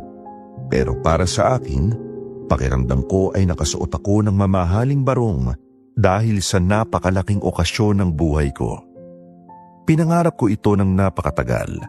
At heto na, halos abot kamay ko na ang araw na matatawag ko na siyang misis ko at wala nang makakaagaw sa kanya. Ang akala ko ay magiging tuloy-tuloy na ang saya at kapayapaang nararamdaman ko ng mga panahong yun. Ang akala ko, dahil nandito na kami sa lugar na malayo sa pamilya niya at malapit na kaming makasal, ay magiging maayos na ang lahat para sa amin. Hindi ko alam na bago pa man dumating ang mismong araw ng kasal namin, may malaking revelasyon na gugulantang sa buong pagkatao ko at magpapabago sa lahat ng aking paniniwala. Isang madilim na lihim na hindi ko inaasahan na siyang tuluyang sisira sa lahat ng aking inakala. Miel, magpahinga ka na kaya muna. Kanina ka pa nagwawalis dyan sa bakuran. Baka mapagod ka na masyado. Ayos lang ako, Andres. Masaya nga akong tumutulong dito. Kesa nakaupo lang ako sa loob ng bahay. Bukas lang pinakahintay nating araw. Kaya dapat, siguraduhin malinis ang buong paligid. Pero pawis na pawis ka na sa ginagawa mo. Umupo ka na muna dyan sa gilid at ako nang tatapos niyan. O talaga? Masyado ka nag-aalala sa akin. Hindi naman ako maselan o mahina para mapagod agad. Masaya lang talaga ako, Andres. Masayang masaya ako na ikaw makakasama ko habang buhay. Sana nga, Miel. Sana nga'y mapasaya kita palagi kapag naging mag-asawa na tayong dalawa. Mapapasaya mo ako, Andres. Sigurado ako doon. Mahal na mahal kita. Tandaan mo yan palagi, ha? Wala nang ibang pwedeng sumira sa araw natin bukas. Mahal din kita, Miel. Sige na, pumasok ka na muna at uminom ng tubig doon sa kusina para naman mapreskuhan niyang pakiramdam mo. Ako nang bahala dito sa labas. Isang araw bago ang inaasam naming kasal ni Miel, abalang-abala ang lahat sa loob at labas ng bahay mula pa kaninang umaga. Si Tia Ines ay buong maghapong nasa kusina, naghahanda ng mga rekado at nag-aayos ng mga lulutuing handa para sa amin bukas. Si Tio Kadyo naman ay abala sa paggawa ng mga karagdagang upuan na gawa sa kawayan at sa pag-aayos ng mahabang mesa sa likod bahay na gagamitin ng mga bisita. Pag-alis ni Miel para pumasok sa kusina, naiwan ako mag-isa habang hawak-hawak ang martilyo. Nakita ko ang mga ngiti niya at ang pagmamahal sa mga mata niya kanina. Pero sa halip na matuwa, hindi ko maintindihan kung bakit bigla akong nakaramdam ng matinding pagkabalisa. Parang unti-unting bumibigat ang dibdib ko. Kinakabahan ako na ewan, hanggang sa sumagi pa sa isip ko na parang ayoko munang ituloy ang kasal namin bukas. Pumasok sa isip ko ang napakaraming takot at alinlangan. Paano kung matuntun kami ng pamilya niya at magkagulo lang dito? Paano kung hindi siya sanay sa ganitong klaseng buhay at naghirap lang siya sa piling ko dahil wala naman akong maipagmamalaking yaman gaya ng kinasanayan niya? Paano kung nagmamadali lang kami ng sobra at hindi pa talaga kami handa? Bawat katanungang yun ay nagpapahina ng loob ko at nagpapalamig sa mga kamay ko. Gusto kong tumakbo, gusto kong umurong. Pero sa tuwing maiisip ko namang malulungkot ng sobra ang mahal kong si Miel, oras na umatras ako sa kasal namin, bigla na lang nagbabago ang isip ko. Hindi ko siya kayang makitang umiiyak dahil sa akin. Kaya naman, pilit ko na lang inalis sa sistema ko ang pakiramdam na yon. Ipinagpatuloy ko ang pagpupukpok ng pako sa kawayan at huminga ng malalim para pakalmahin ang sarili ko. Andres, kanina pa kita pinagmamasdan dito. Bakit parang nakatulala ka na lang dyan sa hawak mong martilyo at hindi mo na itinuloy ang paggawa niyang mahabang bangko? Wala po ito, Tsukadyo. Nagpapahinga lang po ako saglit dahil medyo nangawit yung baraso ko sa pagpupukpok. Ako'y wag mong pinaglululoko, Andres, ha? Pamangking kita at kabisado kong itsura mo. Kapag may malalim kang iniisip, kahit pa matagal tayong hindi nagkita. Tsaka, kanina ko pa napapansing parang umiiwas ka ng tingin kay Miel habang kinakausap ka niya. Nakita niyo po pala yun, Tsukadyo? Pasensya na po talaga kung nagiging lutang ako ngayon. Masyado lang po sigurong mainit ang panahon. Ano ba talagang problema? Bukas na ang pinakamahalagang araw sa buhay niyo, pero ganyan ang itsura mo. Para kang nakakita ng multo. May pumapagabag ba sa'yo tungkol dito sa kasal yung dalawa? Sabihin mo sa akin at baka sakaling matulungan kita. Ang totoo po niyan, Tio Kadyo, hindi ko rin po maintindihan tong sarili ko ngayon. Imbis na puro saya maramdaman ko dahil ikakasal na kami bukas. Parang kinakabahan po ako ng sobra. Sumagi pa nga po sa isip ko kanina na parang nag-aalangan ako. At gusto ko muna sanang ipagpaliban ang kasal namin. Ikaw talaga bata ka. Pinakaba mo naman ako. Akala ko kung ano nang malaking kasalanang nagawa mo kay Miel, kaya ka namumutla dyan. Alam mo, normal lang yan sa mga lalaking ikakasal, Andres. Normal lang po ba talagang isiping umatras? Isang araw bago ang kasal? Sigurado naman po ako sa sarili ko na si Miel ang babaeng gusto kong makasama habang buhay. Wala na po akong ibang titingnan pa kundi siya. Pero nagtataka po talaga ako kung bakit ako nakakaramdam ng ganitong takot. Ang tawag yata dyan sa nararamdaman mo ay pagkakaroon ng alinlangan o cold feet sa Ingles, Andres. At oo, normal lang sa lalaking makaramdam ng ganyan, lalo na kung ganyang kabilis ang naging proseso ng pagpapakasal nyo. Masyado kasing biglaan ang naging desisyon nyo dahil sa sitwasyon nyo. Kaya sa palagay ko, nabigla lang ang sistema mo at hindi pa tuluyang nakakapag-adjust ang isip mo. Baka nga po nabigla lang talaga ako, Tio. Napakarami po kasing tumatakbo sa isip ko. Paano po kung hindi ko siya kayang buhayin ng maayos dito sa malayo?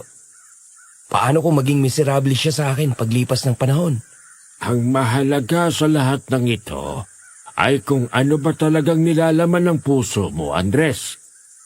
Wala sa takot sa hinaharap yan. Tatanungin kita ngayon din, kung sakali bang hindi matutuloy ang kasal niyo bukas dahil sa kaba mo, sa tingin mo ba'y kakayanin mo mawala sa'yo si Miel at tuluyan na siyang makuha ng iba? Doon biglang natigilan at tatauan ang buong pagkatao ko dahil sa mismong tanong na yon ni Tio Kadyo. Iisipin ko pa lang na magkakahiwalay kami ni Miel at babalik siya sa probinsya namin para ipakasal ng sapilitan sa Oscar na yon, pakiramdam ko ay pinipiga na ang dibdib ko sa sobrang sakit. Parang hindi ko kayang huminga kung wala siya sa tabi ko. Sa halip na matakot ako sa hinaharap, Mas naramdaman ko ang matinding pangangailangang protektahan siya at angkinin siya bilang asawa ko anuman ang mangyari. Doon ko napagtantong mas mahalaga pa rin talaga si Miel para sa akin. Higit pa sa kahit na anong kaba, takot o ano pa mang gulong emosyong nararamdaman ko ngayon. Mahal na mahal ko siya at paninindigan ko ang pakikipagtanan ko sa kanya. Kahit na ano pa ang mangyari o kahit maghirap pa kami sa umpisa. Nakahinga ako ng maluwag dahil naglaho na parang bula mga pagdududa sa isip ko. Nalinawan ako ng gusto at nabigyan ako ng panibagong lakas ng loob para harapin ang kasal namin bukas. Hindi ko po kakayanin, Tio Kadyo. Isipin ko pa lang po, nababalik siya doon sa mayabang na lalaking yun. At hindi na kami magkikita habang buhay. Pinapatay na ako ng sarili ko sa kaba. Hindi ko po kayang mawala si Miel sa buhay ko. Hoy, di ba? Nasagot mo rin ng kusa ang problema mo. Yan ang pakinggan mo, Andres. Yang sinasabi ng puso mo at hindi yung takot sa isip mo. Mabuting lalaki ka at sigurado kung mabubuhay mo siya ng maayos hanggat nagsisikap ka. Maraming salamat po talaga sa pagkausap niyo sa akin, Tio Kadyo. Matutuwa po siguro ang nanay ko kung malalaman niyang nandito kayo para gabayan ako sa ganitong sitwasyon. Nakahinga na po ako ng maayos ngayon dahil sa inyo. Walang anuman, Andres. Basta ba ipangako mo na itutuloy mo yan bukas at huwag na huwag kang tatakbo kapag kaharap niyo na si Father Luis. Kundi ako mismo nga hataw sa'yo nitong martilyo para matauhan ko ulit, ha? Opo, Tio Kadyo. Hindi po ako aatras. Buong-buo na po ang loob kong pakasalan si Miel. Bukas na bukas din. Teka po, Tio Kadyo. Narinig niyo po ba yon? Parang atungal ng isang malaking hayop. Galing dun sa direksyon ng kakahuyan sa likod natin, ah. Oo, narinig ko rin yun. May mga aswang sa paligid natin ngayon. At mukhang napakalapit lang nila dito sa bakuran natin. Mga aswang po? Pero mag-aalas 6 pa lang po ng hapon, Tio Kadyo. Maaga pa po para dumalaw ang mga yan dito sa baryo. Hindi ba? Kadalasan po kasi, nakwento nyo sa akin na nagpaparamdam lang sila pagsapit na ng alas 8 pataas ng gabi. Tama ka dyan sa sinabi mo, Andres. Sadyang maaga lang talagang magkulong sa bahay ang mga taga rito sa baryo natin para nga maiwasan nila ang mga ganitong sirkumstansya kung saan maaga pa lang ay umaatake ng mga aswang na yan. May mga pagkakataon kasi talagang nambibigla sila para makakuha sila ng mas maraming biktima. Lalo na yung mga nasa labas pa at pauwi pa lang ng bahay. Ganun po talaga sila, Katuso. Masyado na silang namimirwisyo dito. Kaya mabuti pa pumasok ka na sa loob ng bahay ngayon din, Andres. Ako nang bahala dito sa labas. Paano naman po kayo dito sa likod bahay? Hindi po ba delikado na maiwan kayo dito ng mag-isa? Habang nakapaligid sila. Magsasaboy lang ako ng abo ng palaspa sa may halong asin sa paligid ng bahay natin. Bilang dagdag pangontra sa mga aswang na umaaligid sa bakuran. Kailangan natin masigurong hindi sila makakatawid sa linya. Ay sige na, pumasok ka na. At isara mo ang pinto. Huwag kang mag-alala sa akin. Hindi na ako nagmatigas pa at mabilis na ako naglakad papasok sa loob ng bahay. Pagsarado ko ng pinto sa likod, ay agad kong ibinaba ang makapal na kahoy na trangka para masigurong walang anumang puwersang makakabukas nito mula sa labas. Si Tio Kadyo naman ay sigurado akong doon sa pinto sa unahan dadaan mamaya dahil iikot pa yon sa buong bakuran. Pagpasok ko mismo sa kusina at sala, napansin ko agad ang makapal na usok na pumapalibot sa buong kabahayan. Kumakalat ang isang napakatapang na amoy na nakakahilo ng kaunti. Nakita ko naman sa gitna ng sala si Tia Ines na saktong nagpapausok pala ng insenso. May hawak siyang isang lumang bao ng niyog na may nagbabagang uling sa loob at nakalagay sa isang palayok.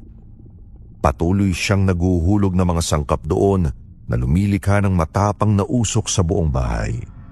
Kakaiba yung insensong ginagamit niya kumpara noong nakaraang araw. Bukod sa mga sanga at pinatuyong dagta ng kamangyan, nakikita kong hinaluan din yun ni Tia Ines ng itim na asin. Kumuha rin siya mula sa isang supot na mga tuyong balat ng bawang at isinama niya ito sa baga. Pumapasok at nanunuot tuloy sa ilong ko ang tapang ng amoy. Lumapit ako sa kanya at pinanood ang ginagawa niyang pag-iikot sa mga sulok ng bahay habang patuloy naming naririnig sa labas ang kaluskos at atungal mula sa mga aswang.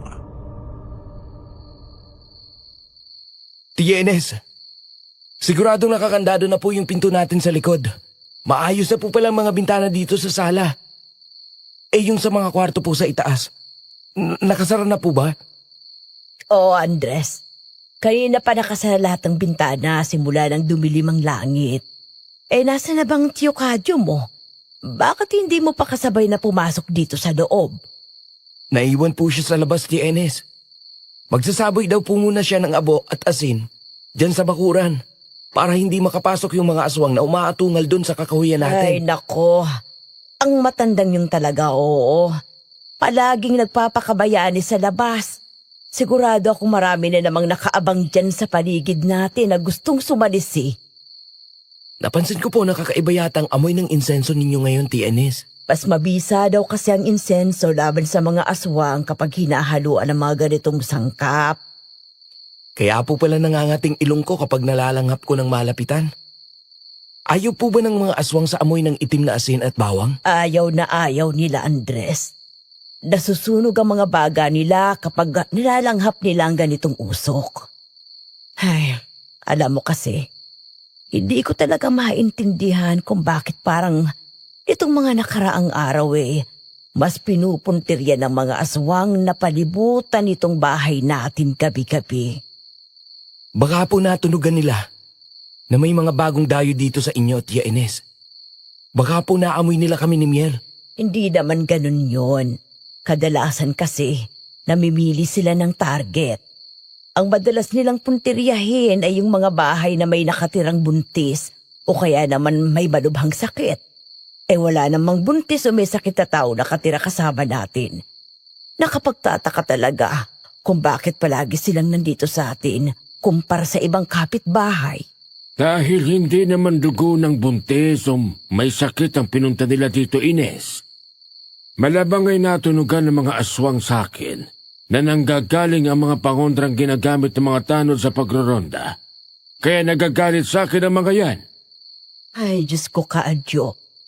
Ibig mo bang sabihin, pinag-iinitan kanila at gusto kanilang gantihan dahil tinutulungan mo sina Kapitan Hector laban sa kanila? Eksakto. Nagagalit ang mga halimaw na yan sa akin dahil inaiistorbo ko ang paghahanap nila ng makakain. At marami na silang kasamahang nasugatan dahil sa mga iminigay kong panlaban. Kung sana nga lang matutunan ko na kaagad kung paano mas mabilis na makatukoy ng aswang kahit nasaan yung tao sila. Di sana mas nakakatulong pa ako at mas mabilis naming mapupuksa ang mga yan. Ibig sabihin po, mas delikado pala para sa inyo ang tumulong. Nakakatakot palang ganitong sitwasyon para sa pamilya ninyo, Tsukadyo. Ganyan talaga ang buhay ng pagiging isang albularyo, Andres. Marami talaga akong makakaaway na masasamang kalaban dahil sa ginagawa ko. Kailangan ko tong tanggapin dahil ito ang tungkulin ko sa baryong ito. Mag-iingat ka palagi, Kadyo. Paano kung isang gabi masira nila itong mga pangontra natin dito sa bahay? Paano na tayo kapag nakapasok sila? Huwag kayong mag-alala at wala kayong dapat ikatakot. Hindi naman makakapasok ang mga aswang sa bakuran natin dahil nga sa dami ng pangontrang nakapalibot dito. Ang mabuti pa magpahinga na tayong lahat ngayong gabi ng mas maaga. Total naman ay natapos na natin ang mga kailangang gawin para sa kasal niyo ni Miel bukas, Andres. Matulog na tayo para may lakas kayo para sa seremonya bukas. Umakyat na nga ako sa kwarto namin ni Miel pagkatapos namin mag-usap ni na Tio Kadyo at Tia Ines sa ibaba. Pagbukas ko ng pinto, hindi ko agad nakita si Miel sa loob. Pero narinig kong lumalagaslas ang tubig ng gripo sa banyo doon sa loob ng kwarto namin. Kaya naman inisip ko na baka nandoon lang ang nobya ko at naliligo para makapagpresko na rin pagkatapos ng maghapong pagtulong sa paglilinis. Hinubad ko ang suot kong t-shirt na basang-basa ng pawis dahil sa ginawa ko sa labas. Tapos ay nahiga muna ako sa kama namin. Bala ko sana siyang hintayin pang matapos sa paliligo para makapag-usap pa kami sandali tungkol sa mga mangyayari bukas. Gusto ko pa sana siyang yakapin at sabihin kung gaano ko siya kamahal at kung gaano ako ka-excited na pakasalan siya. Pero dahil na rin siguro sa sobrang pagod ng buong katawan ko, nakaramdam agad ako ng antok noong lumapat ang likuran ko sa malambot na kutsyon. Bumigat ang mga talukap ng mata ko at maya-maya pa, hindi ko na namalayang nakatulog na pala ako ng tuluyan. Bandang hating gabi nang bigla na lang akong maalimpungatan sa pagkakahimbing ko. Nagising ako na medyo nanlalamig, kaya napamulat ako. Pagtingin ko, nakatapat pala sa akin yung bentilador at nakakumot lang ang kalahati ng katawang ko. Patay na rin ang ilaw sa kwarto namin at tanging ang liwanag lang ng buwan mula sa bintana ang nagsisilbing ilaw sa loob. Kinusot-kusot ko ang mga mata ko at inabot ko ang kabilang gilid ng kama para yakapin sana si Miel. Pero nagulat ako na makapakong bakante ang inihigaan niya. Wala sa tabi ko si Miel. Agad ako nagtaka kung nasaan ang nobya ko. Bumangon ako at kinapa ko ang switch ng ilaw para buksan ito. Tiningnan ko sa banyo kung nandoon ulit siya pero pagbukas ko ng pinto ng banyo, madilim doon at tuyong-tuyo rin ang sahig. Nag-umpisa na akong kabahan. Binuksan ko ang pinto ng kwarto at lumabas ako. Nakita kong patay na rin ang ilaw sa buong bahay at tulog na tulog sina Tio Kadyo at Tia Ines sa kwarto nila dahil naririnig ko ang hilik ni Tio. Hinalugog ko ang buong ikalawang palapag pati na ang sala sa ibaba pero hindi ko pa rin makita si Miel. Hanggang sa makarating ako sa kusina kung saan naabutan ko ang isang bagay na nagpatayo ng balahibo ko sa batok. Nakabukas ang pintuan palabas ng likod bahay. Agad na nakaramdam ng kaba ang buong dibdib ko. Nag-alala ako ng todo sa nobya ko, lalo na at naaalala kong may mga aswang na umaaligid sa bakuran namin kanina. Baka may nangyari na sa kanya o baka hinila siya ng mga halimaw na yon palabas. Humanap muna ako sandali ng armas na pwede ko magamit kung sakali. Kinuha ko ang isang matalim na itak na nakasabit malapit sa lababo. Tapos ay nagpasya na akong lumabas para hanapin si Miel. Dahan-dahan ang ginawa kong pagakbang sa labas ng pinto. Sobrang tahimik ng paligid at tanging mga kuliglig lang ang naririnig ko. Pinakiramdaman ko ang buong bakuran. Naglakad ako papunta sa isang sulok ng likod bahay, doon sa may medyo madilim na bahagi kung saan nakatambak yung mga inipon namin panggatong ni Tio Kadyo. Doon ay minaaninag akong anino ng isang tao. Idinilat ko ng malaki ang mga mata ko para makakita ako ng maayos sa dilim, kaya nakita ko si Miel. Hindi ko gaanong maaninag noong una kung anong ginagawa niya doon sa madilim na sulok. Nakita kong nakahalokip-kip siya at nakatalikod sa akin. Parang may kinakain siya dahil gumagalaw ang mga balikat niya at may naririnig akong tunog ng pagpunit ng laman at pagmuya. Miel? Miel, ikaw ba yan? Anong ginagawa mo dito sa labas ng ganitong oras? Delikado dito. Pumasok na tayo. Ali ka na. Hindi. Hindi, Andres. Huwag kang lalapit. Diyan ka lang. Pakiusap, huwag kang lalapit sa akin. Ha? Miel, bakit? Ano ba yung hawak mo? Humarap ka nga sa akin, Miel. Patawad, Andres. Patawarin mo ako. Diyos ko! Miel! Ano yung nasa mukha mo? Bakit puro dugo yung bibig mo? Pati yung damit mo, puro talsik ng dugo. Andres, makinig ka sa akin. Pagpapaliwanag ako, pakinggan mo ako. Yung manok? Yan yung buhay na manok na para sa lulutuin bukas sa kasal natin, di ba? Bakit mo kinakain ng buhay yan, Miel?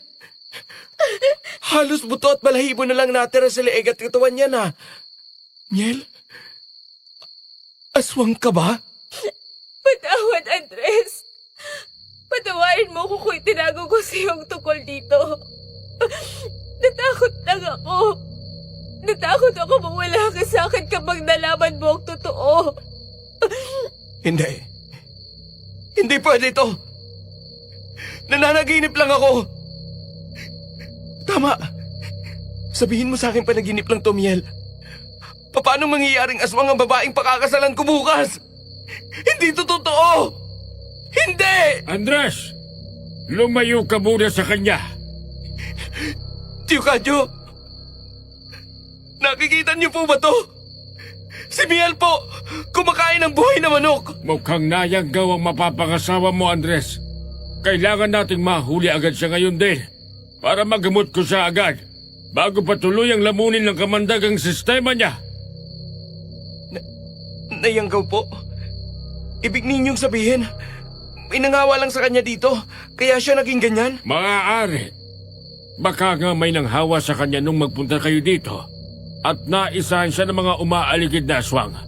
Halika rito at tulugan mo kung itali siya nang hindi siya makapanlaban. Parang tumigil ang pag-ikot ng mundo ko noong mga sandaling yon. Hindi ako makapaniwala sa nakikita ng dalawang mata ko. Ang babaeng pinakamamahal ko. Ang babaeng pinangarap kong pakasalan at pakasama habang buhay ay nakaupo sa harap ko ngayon na punong-puno ng sariwang dugo ang bibig.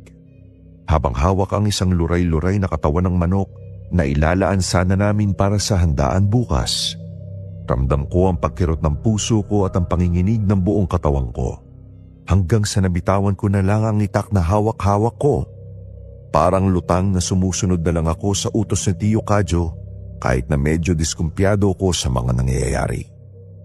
Kumuha ng makapal na lubid si Tio Kadyo mula sa tabi ng panggatong at iniabot niya ito sa akin.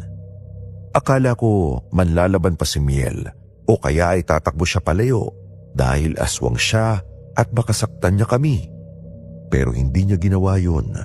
Umiyak lang siya habang nakatingin sa akin. Sumama ng kusa si Miel sa akin at hinayaan niya lang akong itali ang mga kamay at paa niya sa isang bangko sa loob ng bahay. Habang itinatali ko siya, hindi ko mapigilang mapaluha dahil nararamdaman ko pa rin ang init na mga kamay niya at naaamoy ko ang matapang na amoy ng sariwang dugo sa bibig niya. Pagkatapos ko siyang matali, mabilis na nagsimulang maganda si Tio Kadyo ng mga pangontra. Mga bote ng langis, itim na asin, bawang at isang palayok na gagamitin sana niya para panggamot daw kay Miel. Nakita kong natataranta si Tio Kadyo dahil baka raw hindi na maibalik sa normal ang nobya ko kapag nagtagal pa. Kumuha siya ng isang bote at akmang ipapahid niya sana ang kumukulong langis sa noon ni Miel para subukang patayin ang sumpang pumasok dito. Pero bigla itong pinigilan ni Miel habang patuloy pa rin sa pag-iyak ang dalaga. Umiling-iling si Miel. Pinigilan niya si Tio Kadyo sa ginagawa nito. Tio Kadyo, tama na po yan. Huwag niyo na pong ituloy yan. Dahil masasayang lang po ang ginagawa niyo. Hindi po yan ang kailangan para gumaling ako. Anong pinagsasabi mo dyan, Miel? Kailangan kitang gamutin bago ka patuluyang maging halimaw. Kapag hindi natin ilagapan to, tuluyan ka nang maghahanap ng laman ng tao. Wala po kayong magagawa para sa akin. Hindi po ito basta magagamot ng mga halamang gamot o orasyon. Si Andres lang po makakatulong sa akin. Anong sinasabi mo dyan, Miel? Magtiwala ka sa tiyo ko. Kaya niya yung tanggalin sa katawan mo. Hindi ba't nahawaan ka lang pagdating natin dito? Gagamutin ka ni Tio Kadyo. Magiging maayos ang lahat. Ilalaban kita. Hindi simpleng pangyayanggaw ang nangyari sa akin, Andres. Walang kumagat o naghawa sa akin pagdating natin dito kina Tio Kadyo. Kung hindi ka nayanggaw dito, ibig mong sabihin, dala mo na ang sumpa na yan bago pa kayo tumawid ng dagat at pumunta rito sa probinsya namin. Opo. Hindi lang ako kayo naging aswang, Andres. Bago pa man tayo magkakilala dun sa Bicol, isa na akong aswang. Isinumpa na ako doon, Papa. Hindi kita maintindihan, Miel. Paano aswang ka na bago pa man tayo magkakilala? Pamilya kayo na may-ari ng kuprahan doon. Paano nangyari yun? Yung pamilya ko, Andres. Mahirap lang talaga kami noon. Ibang-iba sa nakita at kinagisnan mong buhay ko. Hanggang sa makilala ng nanay at tatay ko ang pamilya ni na Oscar. Ano ba to, Miel? Naguguluhan ako. Oo, Andres. Mag-aaswang ang pamilya ni Oscar. Hinulok nila ang pamilya ko ng yaman at magandang buhay. Kapalit ko. Ibig mong sabihin, ibinenta ka ng sarili mong mga magulang sa pamilya ng mga aswang para makabayad sa mga utang nila at makaahon sa hirap? Halos gumuho ang mundo ko sa mga nalaman ko mula sa mismong bibig ni Miel. Nanlambot ang mga tuhod ko at napakapit na lang ako sa kawayang mesa namin dahil hindi ko na kayang tumayo ng diretsyo. Ang bigat-bigat ng nararamdaman ko. Hindi ko lubos maisip na ang babaeng itinuturing kong pinakamaganda at pinakamabait sa lahat ay may itinatagong ganito kadilim na lihim sa pagkatao niya. Doon ay pinaliwanag ni Miel ang lahat-lahat. Ang lihim tungkol sa totoong estado ng pamilya niya, ang kasunduan at kung bakit ganito na ang kanyang buong pagkatao. Habang nagsasalita siya, patuloy sa pag-agos sa mga luha niya at kitang-kita ko sa mga mata niya ang matinding pagsisisi at hirap na pinagdadaanan niya ng mag-isa sa napakahabang panahon. Ikinuwento niya na noon daw ay mahirap lang talaga ang pamilya nila. Baon sila sa utang at minsan ay wala pang makain. Siya ang ibinayad ng mga magulang niya sa pagkakautang nila sa pamilya ni na Oscar. Ginamit siya bilang kabayaran para sa pera at ginhawa. Labag kay Miel ang lahat ng tungkol sa kasunduang yon. Umiyak siya at nagmakaawa sa mga magulang niya pero wala na siyang nagawa. Isang araw naramdaman na lang niyang unti-unti nang may nagbabago sa katawan niya. Nagugutom siya sa mga bagay na hindi dapat kinakain ng normal na tao. Unti-unti na siyang naging ganap na aswang. Matindi ang pagkakagusto sa'yo ni Oscar noon pa. Hindi ba? Kinagat ka ba niya nang hindi mo na mamalayan? Dahil ganun ang naisip niyang paraan para makuha ka. Hindi niya ako kinagat, Andres. Iba ang ginawa nila para tuluyan ako mapunta sa kanila. Hinuhaan na pala ako ng pagkaaswang ni na Oscar noon pa man. Paano nila ginawa yun sa'yo? Nang hindi mo nalalaman, Iha, gumamit ba sila ng itim na mahika? Sa pamamagitan po ng mga pagkain, Tio Kadyo. Ang nanay ko mismo, siyang nagpapakain sa akin ng mga pagkain may kamandag ni Oscar. Kaya naging aswang ako na wala akong kaalam-alam. Diyos ko, ang nanay mo. Bakit gagawin ng isang ina yun sa sarili niyang anak? Dahil gusto nila masigurong hindi ako makakatakas kay Oscar at makakabayad sila sa utang. Hinahaluan ng nanay ko ng dugo at kung ano-anong itim na liki ng mga paborito kong pagkain araw-araw. Hanggang sa tuluyan ng masakop ng pagiging aswang ang buong katawan ko. Wala akong nagawa, Andres. Napakasama nila. Mga wala silang puso para gawin yun sa'yo. Nang malaman ko kung ano ang ginagawa ng mga magulang ko, huli na ang lahat para sa akin, Andres. Tuluyan na ako naging aswang at nakatagda na ang kasalaman ni Oscar dahil magkauri na kami. Kaya pala ganito na lang kalalang epekto sa'yo. Dahil isinubo mo na ng kusa ang sumpa kahit hindi mo alam. Matagal nang nasa dugo mo ang pagiging aswang. Yun ba ang dahilan, Miel? Kaya ba nagyayakang magtana na lang tayo nung isang gabi? Oo, Andres. Yun ang dahilan ko bakit inaya ko magtana na tayo. Gusto kong tumakas sa kanila. Gusto kong takasan yung pagiging halimaw. At akala ko, kapag lumayo ako matatakasan ko rin yung sumpa. Pero hindi ko pala kaya. Bigla na lang lumabas ang pagiging aso ko dahil hindi ko na halos kayang pigilan ang paghihirap ko sa loob ng bahay na to. Na puro pangontra laban sa mga kauri ko. Patawarin mo ko, Andres. Patawarin mo ko. Sabihin mo nga sa akin ang totoo, Miel. Yun lang bang dahilan kaya mo ako inayang magtanan?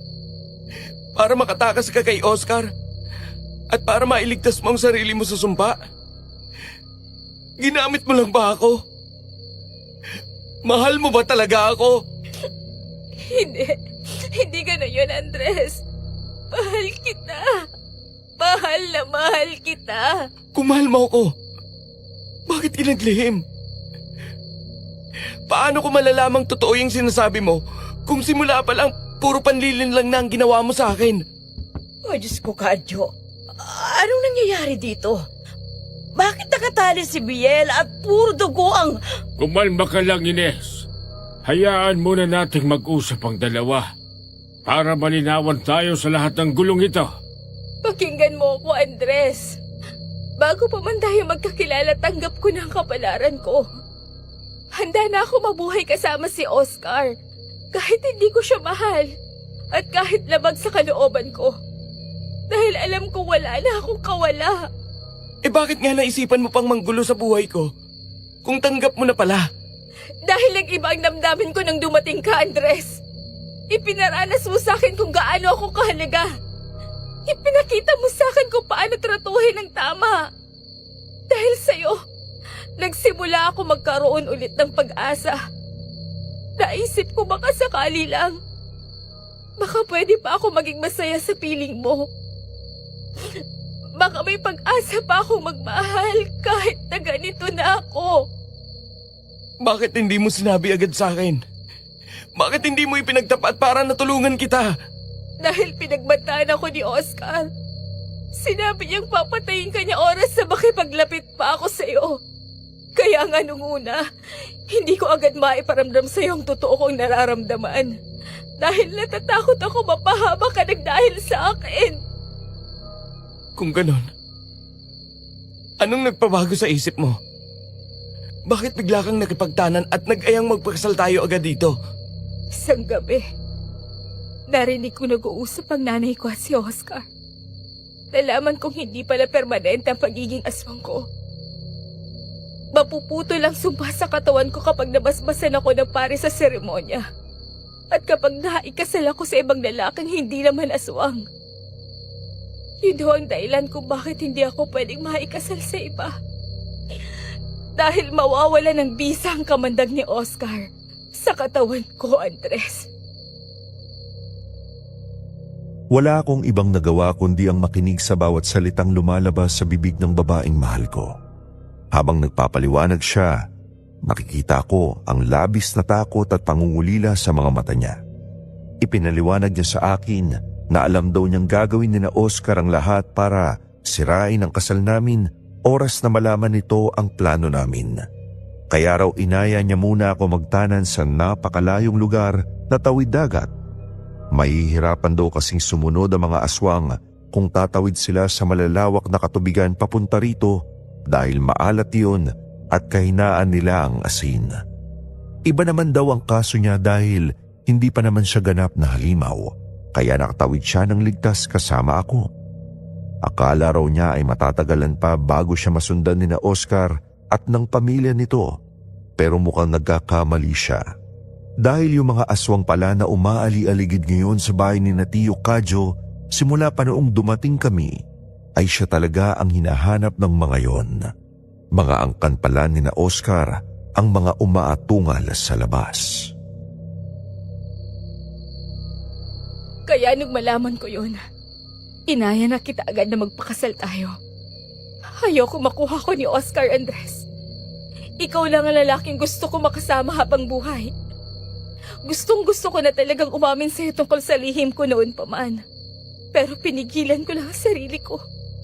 Natatakot kasi ako baka pandarihan mo ako kapag nalaman mo ang totoo. Ayoko mamuhi sa akin ang kaisa-isang lalaking pinakamamahal ko. Yan lang ang kailangan kong marinig mula sa iyo, Miel. Wala na akong pakialam kung aswang ka man. Mahal na mahal kita. At handa akong tanggapin kung ano ka man. Andres, huwag kang lumapit. Baka hindi ko mapigilan ang sarili ko at makagat kita. Lumayo ka muna sa akin. Hindi ako lalayo, Miel. Nandito lang ako sa tabi mo. Hindi kita iiwan sa labang ito. Andres, mag-iingat ka. Mahaba pang mga pangil niya. Baka masaktan ka niya ng hindi sinasadya.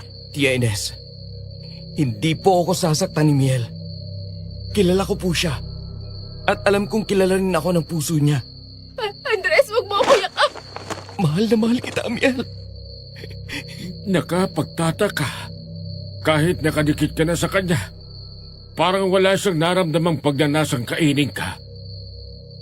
Mukhang kahit sa kabila ng pagiging aswang niya, Andres, nakilala pa rin ang sistema niya na ikaw ang lalaking mahal niya. Mahal na mahal talaga kita, Andres. Kung ganun ang sitwasyon niyo, mas kailangan talagang matuloy ang kasal yung dalawa bukas. Walang pwedeng humadlang dito para tuluyan ang maputol ang sumpa sa katawan niya. At maging normal na tao si Miel. Yun ay kung matutuloy nga ang kasal nyo. Biglang nanigas ang buong katawan ko nang marinig ko ang isang malalim at nakakakilabot na boses na sumingit sa pag-uusap namin. Nagmula ang tunog doon sa bandang itaas ng bintana sa sala. Pag-angat ng paningin ko, doon ko nakita si Oscar na nakabiti ng patiwarik sa bintana sa mismong anyong aswang nito. May malalaki itong pakpak at ang mga mata nito ay kasing pula ng dugo. Agad kong hinawakan ng mahigpit ang itak na bitbit ko habang inilalagay ko sa likuran ko si Miel para protektahan. Si Tio Kadyo naman ay mabilis na humugot ng isang mahaba at matulis na punyal mula sa tagiliran niya. Bago pa man kami makapag-react, biglang may narinig kaming nakabibinging sigaw at paghingi ng tulong mula sa labas ng bahay doon sa gawin ng mga kapitbahay namin. Tulong! Ay, tulungan niyo ako! Inatake kami ng aswang dito. Pinipilit nilang usakin ang bubungan namin. Maawa kayo, buntis ako. Tulong! Dinig nyo ba yun, Andres? Nag-uumpisa na ang mga kasama ko sa labas. Papatay kami ng maraming biktima sa baryong to. Kung hindi sasama sa akin si Miel ngayon din. Wala kang konsensya, Oscar! Bakit idinadamay mo ang mga taong walang kinalaman sa gulo natin? Hindi ka sasama sa kanya, Miel. Oscar, maawa ka. Huwag mong idamay ang mga inosente. Ay, Diyos ko po. Huwag! Huwag niyo kaming saktan ng baby ko. Ay, tulong! Naririnig nyo ba yun? Kayo ang magiging dahilan. Kaya mawawala ng buhay ang maraming tao sa baryong to. Kaya mamili ka, Miel. Hindi ako papayag. Hindi ka sasama sa halimaw na yan, Miel. Ipaglalaban kita. Tio Kadyo, tulungan niyo akong patayin ang demonyong ito. Hindi, Andres. Pakiusap na huwag na tayong lumaban. Hindi ko kayang maraming mapahamak at mamatay ng dahil lang sa akin. Patawad, Andres. Baka hanggang dito na lang talaga tayo. Anong sinasabi mo, Miel? Huwag kang sumuko. Hindi tayo pwedeng sumuko laban sa aswang na yan. Ay, Diyos ko pa! Tulungan niyo kami! Ah, ang anak ko! Wala na tayong oras, Andres! Pero Miel, Pakawalan mo yung mga biktima niyo, Oscar! Handa na ako sumama sa'yo! Huwag niyo lang sasaktan ang kahit na sino dito! Sa wakas, Miel, mapapasakin ka na rin. Halika! Patawad, Andres! Paala! Diyos ko! Ay, Kapitan Hector! Salamat at dumating kayo! Tulungan niyo ako! Nandito sila! Sugod mga kasama. Walang aswang na makakatakas ng buhay ngayong gabi. Tapusin na natin ang lahat ng mga aswang na yan. Bago pa man tuluyan sumama at makuha ni Oscar si Miel, bigla na lang umalingaw-ngaw ang mga sigaw sa labas ng bahay. Nagsidatingan na pala ang mga tanod sa baryo, kasama ang magiting na si Kapitan Hector. at sumugod sila sa mga aswang na umaaligid sa labas. Nagkagulo na ng tuluyan. Dahil sa dami at ingay ng mga dumating, napalingon bigla si Oscar sa direksyon ng kapitan at ng mga tanod. Nawala ang atensyon niya sa amin at doon na ako nakakuha ng tiyempo. Kumuha ako ng buwelo at bigla kong tinaga ang mukha ni Oscar na nakadungaw sa bintana gamit ang itak ko. Namilipit siya sa sakit at umiyaw ng napakalakas habang tumatalsik ang dugo. Pero hindi pa ako doon natapos. Habang nawawalan siya ng balanse, mabilis na inagaw ko pa ang punyal na hawak ni Tio Kadyo at itinarak ko rin yun ng malalim sa mismong noo ni Oscar. Dahil doon, bumagsak ang malapaniking wangis ni Oscar sa lupa. Nangingisay pa ito, pero bago pa man ito makaumang para lumaban ulit, nahugot na ni Tio Kadyo ang isang tuyong palaspas na nakasabit sa itaas ng puno. Sinindihan niya yon gamit ang lighter na nasa bulsa niya bago niya yun mabilis na pinadikit sa pakpak ng nagkikikisay na si Oscar. Oh! Mainit! Patayin niyo nga, boy! Mga lapastangan kayo! Yan ang nababagay sa'yo. Masunog ka hanggang sa maging abong-buong katawan mo. Tio Kadyo, yung iba pang mga aswang dun sa kalsada, lumalaban pa sila kina Kapitan Hector. Huwag kayo nga atras, mga kasama. Itarak ninyo ang mga sibat sa kanila. Tanda ninyo, may pamilya tayong pinoprotektahan dito. Kadyo, Andres, tingnan niyo dyan sa silangan. Nagliliwanag ng kalangitan. Papasikat ng araw. Miel, ayos ka lang ba? Kumapit ka lang sa akin. Malapit nang matapos to. Andres, ang sakit ng buong katawan ko. Nagsisimula ng matunaw ang kapangyarihan nila dahil sa sikat ng araw. Tingnan nyo! Nagsisipagliparan ng iba palayo. Hayaan nyo sila. Tignan nyo ang nangyayari sa kanila sa impapawid. Biglang nagapoy ang buong katawan ni Oscar sa harap namin dahil sa benditadong palaspas, habang ang mga kasama naman nitong aswang ay hindi agad nakalaban sa maraming tanod at mga kalalakihan sa baryo na sumugod sa kanila. Napatay ang iba sa mga ito gamit ang mga sandatang may pangontra, habang ang iba naman ay sugatang nakatakas palayo. Nakita pa naming nagliparan sa himpapawid ang ilang aswang na natira, pero siya namang tuluyang pagsikat ng araw sa silangan na agad na sumunog sa kanila sa ere. Nagliyab sila na parang mga bulalakaw at naging abo bago pa man sila bumagsak sa lupa. Pagkatapos noon, nang masigurong ubos na ang mga halimaw, biglang nawala ng malay si Miel sa mga bisig ko. Sobrang takot ko noon, pero maya-maya pa ay nagmulat din siya ng mata. Pagtingin ko sa kanya, nakita kong wala na yung matutulis na pangil niya dahil bumalik na ulit yon sa normal.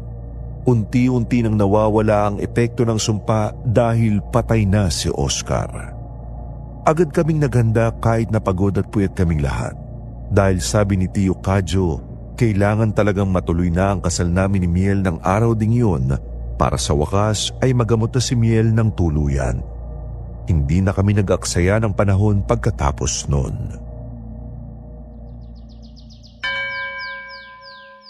Ngayong narinig na natin ang basbas ni Father Luis, nararamdaman mo ba kung may nagbago sa pagkaramdam mo, Miel? Nawala na yung bigat, Andres. Nawala na rin yung panlalamig na lagi ko nararamdaman sa tuwing sasapit ang gabi. Pakiramdam ko, naging magaan ang buong katawan ko.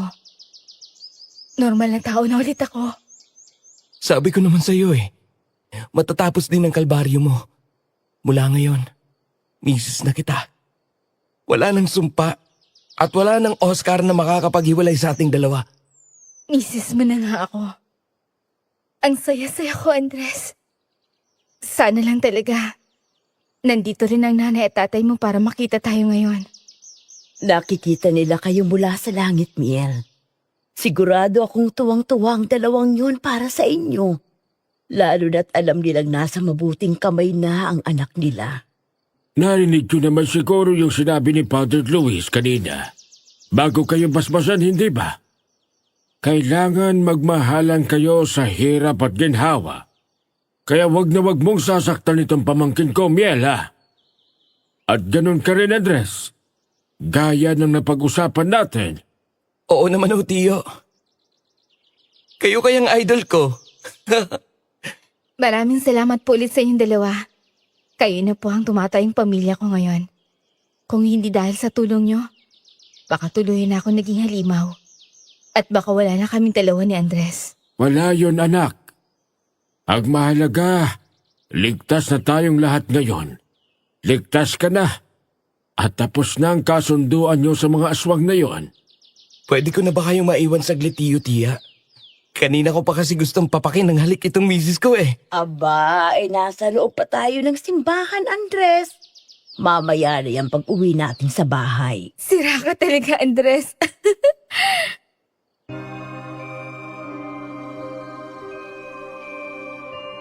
Nang matapos ang misa at ang palitan namin ng mga sumpaan, doon ko tuluyang naramdaman ang tunay na kapayapaan. Wala nang sisira sa pagmamahalan naming dalawa ni Miel. Kahit pagod at puyat kaming apat mula sa madugong labanan kagabi, napalitan niyo ng luha ng kaligayahan. Habang nakatingin ako sa mga mata ni Miel sa harap ng altar, alam kong ito na ang simula ng bago naming buhay. Isang buhay na malayo sa takot at puno ng pag-asa. Sa araw na yon ay wala nang humadlang pa sa aming dalawa ni Miel. Pagkatapos nun ay bumalik na rin sa normal ang sigla at saya ng buong baryo. Lalo na at alam nilang wala na ulit ang mga aswang na muling manggugulo sa kanila kahit kailan. Sa uli, nagsama kami ng matiwasay ni Miel. Hanggang ngayon ay dito pa rin kami nakatira sa bahay ni Tio Kadyo at Tia Ines na nag-ampon sa amin bilang tunay na pamilya. Masaya kaming namumuhay, kasama rin ang dalawa naming anak ni Miel. Matapos ang lahat ng pangyayari, ay hindi na kami nagpasya pang bumalik sa Bicol. Wala na rin kaming balita sa mga magulang ni Miel dahil pinutol na niya ang koneksyon niya sa kanila. Wala na raw siyang nakikita pang dahilan para makipag-ugnayan siya sa pamilyang unang umabandona sa kanya nang ibenta siya ng mga ito sa aswang kapalit ng masaganang buhay. Hindi ko na rin naman siya kinulit pa tungkol doon. Dahil sa totoo lang, ayoko ring makilala ng mga anak namin ang mga taong minsang nagdulot ng pasakit sa kanilang ina. Minsan talaga, dadaan tayo sa napakaraming pagsubok at malalaking takot bago natin makamit ang tunay na kaligayahan. Pero gaya ng kwento naming ito ni Miel, sa huli ay nakuha rin namin sa wakas ang kasiyahan at katiwasayan na inasam naming pareho. Sana po ay nagustuhan ninyo ang kwentong ibinahagi ko sa inyo ngayon dito sa Kwentong Takip Silim. Hanggang dito na lang po ang kwento ko. Muli, ako po si Andres at magandang araw po sa inyong lahat.